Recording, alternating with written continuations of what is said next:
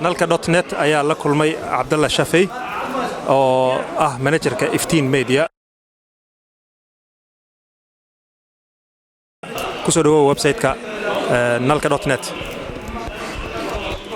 bismillaah alxamdulillaah aad iyo aad ayaad u mahadsantahay walaal fursaddan qaaligaad ii siisay inaan codkayga iyo fikradayda iyo muuqaalkayga iyo aragtidayda ka bixiyo website-kan qiimaha leh nalka.net marka aad baad u mahadsantahay.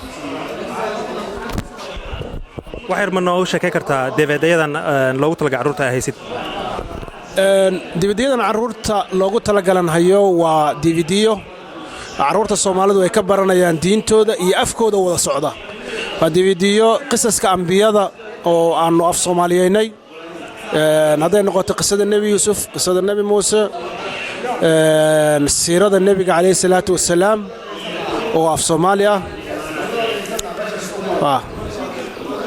siirada Nabiga calayhi salaatu wassalaam af Soomaali ah. waxa dhici karta dadka intooda badan inay filimkan xayeysiintiisa arkeen oo TV-yada Soomaalida inta badan waa laga xayeysiiyaa. ka cusub hadda tawxiidka Ilaahay oo soo saarnay oo isna filim cusub ah. kan oo juz ama ah oo carruurta ay juz ama ka baranayaan oo isna DVD ah. intaasi iyo ina badan oo kale waa inta aanu shirka keenay laakiin wax soo saarkaygu kuma koobna kaliya intan waxaan sameeynaa filmaan waxaan buug baan qoraa arrimo badan oo la xiriira waxbarashada carruurta ayaanu door ka qaadanaa.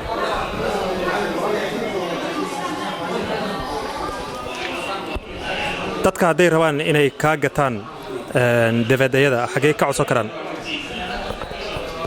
inta badan waxay yaalaan maraakiista iyo masaajidada iyo dukaanada Soomaaliya intooda badan way yaalaan laakiin qofkii si toos ah loo soo xiriiraya website-keena iftiinmedia.com ayuu nagala soo xiriirayaa uu ka arkaya wax soo saarkeena ama email buu si toos ah noogu soo diri karaa shafaytu@hotmail.com.